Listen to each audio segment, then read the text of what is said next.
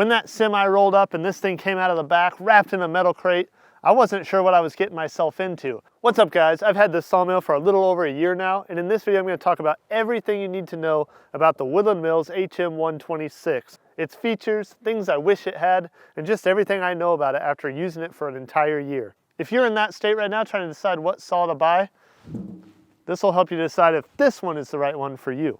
This is the HM 126, which means it can cut a 26-inch diameter log.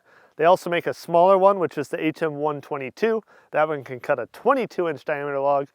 And they make a larger one, the HM 130, which is a 30-inch diameter log. Right out of the box, this mill will cut a log up to 10.5 feet long. I ordered one track extension, and now I can get up to almost 17 feet long, and I'm very happy I did that because I've definitely utilized that extra length. With the HM 126, there's two engine sizes offered. They're both made by Kohler. They offer 9 horsepower and 14 horsepower. I went with the 14 horsepower, couldn't be happier. I cut white oak, I cut ash, 26-inch diameter logs. I've had no problem, no need for more power or anything like that. So I'm very happy with the 14 horsepower engine, and I would definitely recommend it. It generally starts in 1 or 2 pulls.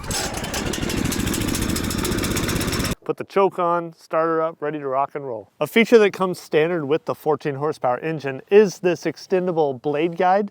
This thing's really nice because it helps you keep tension when you're cutting a smaller log or board, and it simply just slides in and out. My saw came with an aluminum lubrication tank. It's very nice. It'll hold 10 liters, or for us Americans, 2.6 gallons of lubrication. You just put your lube in there.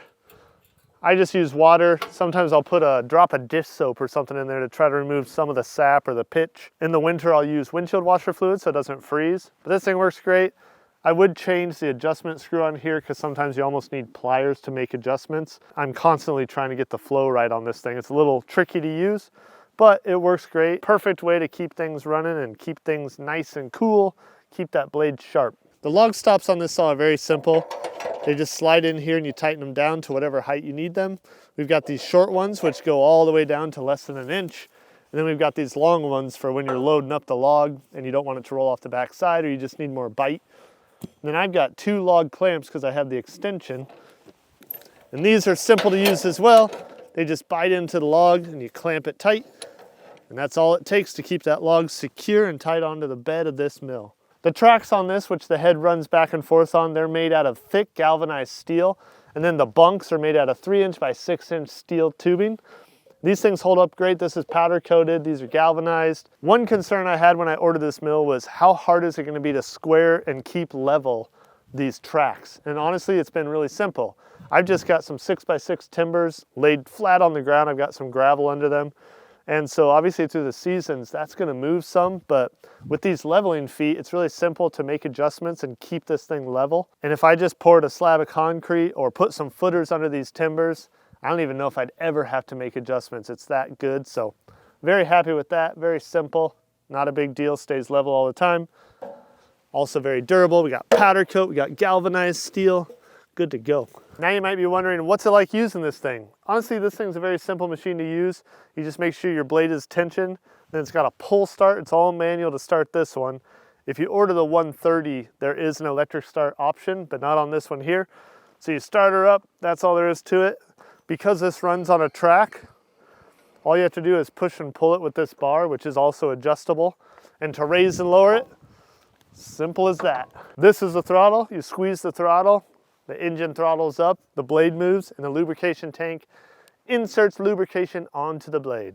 This thing's super simple to raise and lower. It's just a manual crank that you go up and down. In order to get this dialed in, it's real simple. Just take a measurement from the bunk to your saw blade and then apply that same number to this. This is just magnetic, so you can pull it on and off and move it where you need to. Very simple, simple stuff. Next, let's take a look at the guts inside this thing.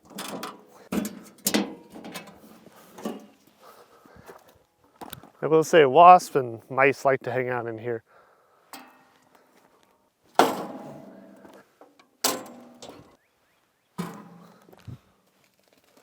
Again, this is a very simple machine. We've got 2 19-inch cast iron band wheels, which the blade runs on. We've got our drive belt and our belt tensioner. That runs this side. And then this also has a rubber belt, which the blade just runs on, and that keeps it on track. And then we've got blade guides, which are very simple to adjust. We just got some Allen keys, and really that's about it. So really all there is to keep this thing fine-tuned is keeping your belt tension correct, keeping the blade tension, which I'll show you in a second. You've got your blade guides, and then there's a couple adjustments to keep the band wheels in line with each other. And that's it, it's that simple. One mistake that I had when it was brand new is I didn't have proper tension on the blade, and I ended up twisting this belt, so then it was junk, so I had to replace that. But other than that, it's a standard size belt, so I literally just got an aftermarket one, no big deal. That's all there is inside of here, so let me show you how to adjust tension and the band wheels. This right here is how you adjust the tension on the Sawmill blade. As it says, you want 20 to 25 foot-pounds, so you can put your torque wrench on here, or you can just spin it 2.5 to 3 full turns, but definitely use a torque wrench. It's a lot more exact than trying to figure it out by hand. And then this block right here, there's one on the other side too. This is how you adjust the actual band mill to make sure they're lined up. And the directions have really good instructions on how to do that. Once I got that dialed in, this thing just runs beautifully, and I haven't had to do it since. One thing I was really concerned about was how hard is this thing going to be to assemble, because it comes in pieces in a crate. And let me show you this. This is the owner's manual, the operator's manual. These instructions are incredible. It makes it really simple. It feels like when you're building Lego kits as a kid. They give you the nut and bolt that you need. They show you where it's at, what part you need, and they explain how to do it. If you're concerned about the assembly process, I wouldn't be. This manual is super good. Way to go, Woodland Mills. And yeah, it was actually really enjoyable. It brought me back to my childhood days. So thank you. Thank you, Woodland Mills. So is there anything that I would like to see different on this machine? The only thing about this, which is why it's so affordable, is that it's fully manual. I have to actually manually move the log around and get everything leveled up. I work for a guy who's got a Woodmiser LT40, and that thing's fully hydraulic, so you can actually roll the log on with hydraulics. It's got toe boards on each end to level the log out. It'll roll the log for you. The log stops actually go up and down hydraulically, and it even drives with a motor. If my goal was to saw really fast, efficient, high volume, then this would probably not be the right saw for me, because this saw is way slower than that saw that I work with on that guy. It's also pretty small. I mean, 26-inch diameter is bigger than you think, but you can quickly find a tree that maxes that out. And I'm young, so I don't mind the manual physical labor, and I've got a tractor to help pick the logs up and down. But one thing I would like is some toe boards to be able to actually level the log out a lot easier, because that's pretty hard. I have to literally turn the tractor on, back it up, pick it up, put some shims in, stuff like that. So that's kind of annoying. Woodland Mills actually sells toe boards that you can put in, but I think I can probably just make some out of a couple bottle jacks real simply. So that's probably something I'll do in the future, get myself some toe boards. But despite that, man, this thing's such high quality. It's so affordable. It's simple. It works when I need it to work. And best of all, it's my favorite color, green. And if you don't like green, you're out of luck. You got to buy a different brand. I happen to like green, so I love the color of this thing. The only real tips I have is definitely get what you think you might want. Like, I'm glad I went with the 26 and not the 22. I'm glad I got the bigger engine. I'm glad I got the track extension. And you might want to go with the HM 130, or maybe you want the Bushlander, which is a trailer, so you can haul it around.